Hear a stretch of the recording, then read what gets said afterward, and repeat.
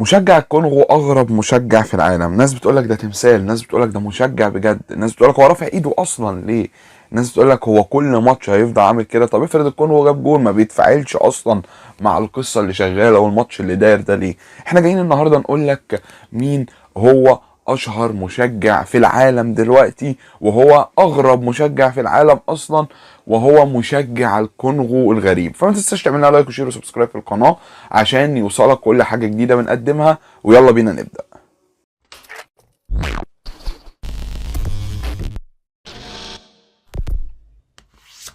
الحقيقة اللي معانا النهاردة هو ميشيل كوكا. هو إعلامي وفي نفس الوقت مشجع لبلده الكونغو الديمقراطية في كأس الأمم الإفريقية.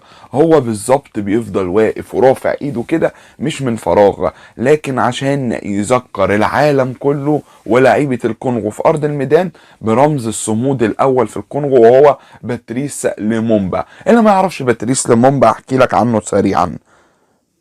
باتريس ليمومبا هو اشهر رمز في الكونغو، لانه هو اول رئيس وزراء للكونغو الديمقراطية بعد الاستقلال عن بلجيكا. ومش كده وبس، هو اصغر رئيس وزراء في الكونغو كلها. بعد ما وصل للمنصب ده بدأ عليه حملات والعالم كله وقف ضده عشان يتشال من منصبه والكونغو ما تنالش استقلالها. وبعيدا عن الكلام السياسي الكبير قوي، المهم ان هو تم اغتيال ليمومبا، ومن ساعتها هو رمز وطني كبير قوي في الكونغو الديمقراطية.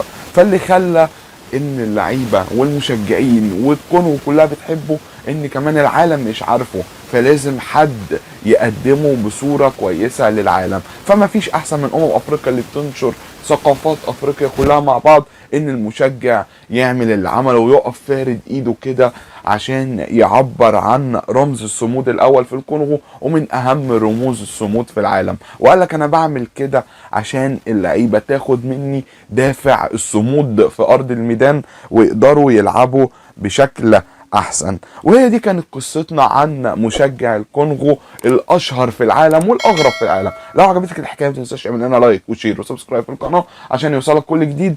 والسلام عليكم.